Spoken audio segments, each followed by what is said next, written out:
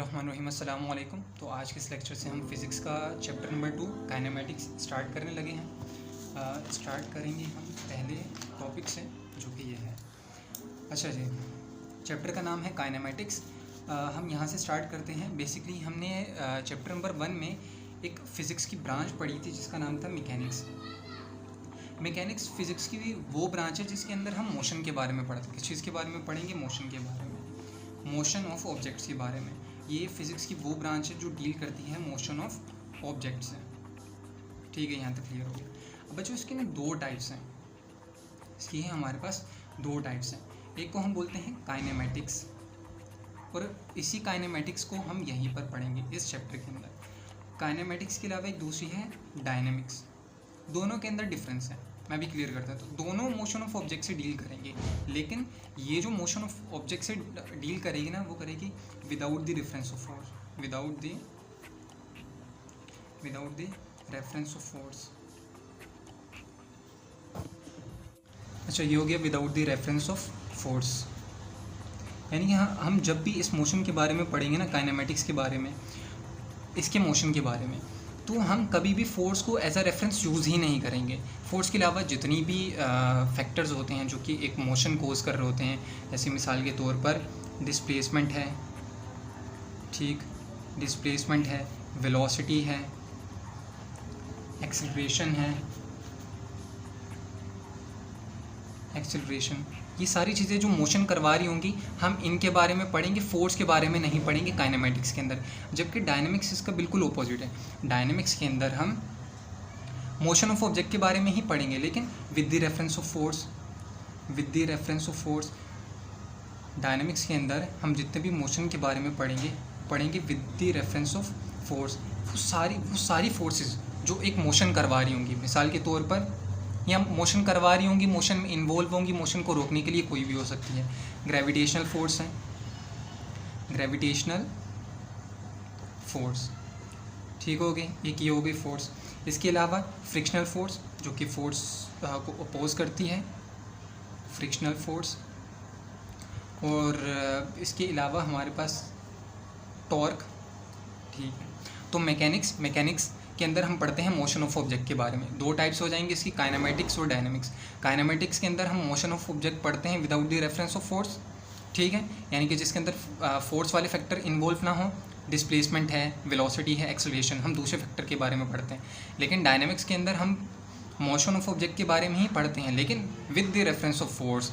अब वो फोर्स जितनी भी टाइप्स की हो, चाहे ग्रेविटेशनल फोर्स हो, फ्रिक्शनल फोर्स हो, टॉर्क हो, या इसके अलावा और कोई भी फोर्स हो। तो ये हमने यहाँ तक पढ़ा। The branch of physics which is related with the study of motion of objects is called mechanics. It is divided into two part, kinematics, dynamics. ये चीज़ हमने पढ़ ली थी।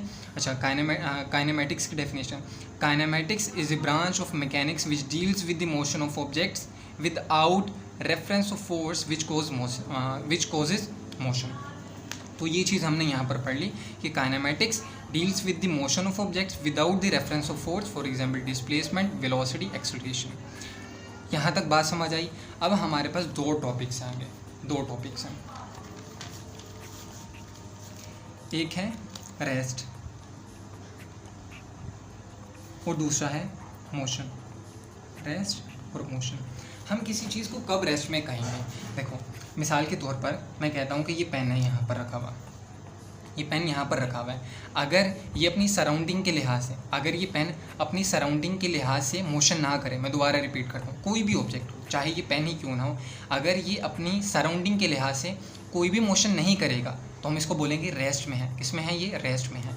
और इसकी डेफिनेशन यहाँ पर बहुत अच्छी लिखी हुई है।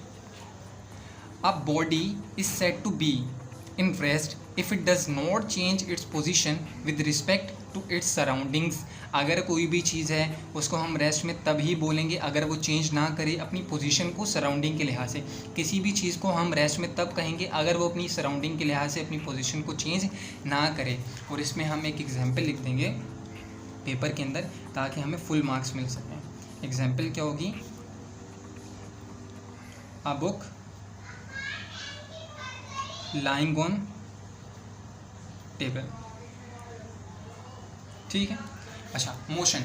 अगर यही पेन अगर यही पेन अपने सराउंडिंग के लिहाज से मूव करने लग जाए, अगर यही पेन अपने सराउंडिंग के लिहाज से मूव करने लग जाए तो हम इसको क्या बोलेंगे कि ये पेन है मोशन में। तो दोबारा सुनो, रेस्ट के अंदर हमने क्या पढ़ा था कि अगर कोई ऑब्जेक्ट अपने सराउंडिंग के लिहाज से मूव ना करे तो हम उसको बोलते हैं कि वो चीज़ रेस्ट में है। जैसे एक बुक टेबल के ऊपर रखी हुई है, भाई वो अपने सराउंडिंग के लिहाज से मूव नहीं कर रही तो वो रेस्ट में है। लेकिन अगर वही बुक अपने सराउंडिंग के लिहाज से मूव करने लग जाए, अपने सराउंडिंग के लिहाज से मूव करने लग जाए तो हम उसको क्या बोलेंगे कि ये चीज़ है मोशन में। और इसकी डेफिनेशन यहाँ पर लिखी हुई है, a body is said to be in motion. एक बॉडी को तभी मोशन में कहा जा सकता है if it changes its position with respect to its surrounding, कि अगर वो अपनी सराउंडिंग के लिहाज से पोजीशन को चेंज करे। मिसाल के तौर पर एक बस है, बस जा रही है तो वो अपनी सराउंडिंग के लिहाज से मूव कर रही है तो वो मोशन में है। और इसकी एग्जाम्पल हम लिख देंगे, डेफिनेशन यही होगी, एग्जाम्पल में हम लिख देंगे an aeroplane in the sky, an aeroplane in the sky. ठीक है, डेफिनेशन इसकी वही बुक वाली कॉपी करना, दोनों की, रेस्ट और मोशन की, और एग्जाम्पल वहीं से देख लेना, ये वाली लिख देना, तो इंशाल्लाह इसमें फुल मार्क्स मिले। तो बेटा अभी तक हम लोगों ने जो चीज़ पढ़ी उसको समराइज़ करते हैं। सबसे पहले हमने स्टार्ट किया मैकेनिक्स से। मैकेनिक्स फिजिक्स की वो ब्रांच है जिसके अंदर हम मोशन ऑफ ऑब्जेक्ट्स के बारे में पढ़ते हैं। इसकी दो टाइप्स हैं, काइनेमेटिक्स और डायनेमिक्स।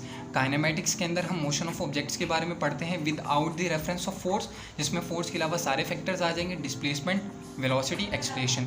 और डायनेमिक्स के अंदर भी हम मोशन ऑफ ऑब्जेक्ट्स के बारे में पढ़ते हैं लेकिन without the reference of force, जिसके अंदर with the reference of force. तो जितनी टाइप्स ऑफ फोर्सेज उसके अंदर इन्वॉल्व होंगी, चाहे मोशन के लिए, मोशन को रोकने के लिए या मोशन को सपोर्ट करने के लिए, फॉर एग्जांपल ग्रेविटेशनल फोर्स है, फ्रिक्शनल फोर्स है, टॉर्क है। फिर हमने पढ़ा रेस्ट और मोशन के बारे में। रेस्ट में हम किसी बॉडी को तब कहेंगे जब वो अपने सराउंडिंग के लिहाज से मूव ना करे, जैसे a book on a table, और मोशन जब वो अपने सराउंडिंग के लिहाज से मूव करे, जैसे an aeroplane in the sky.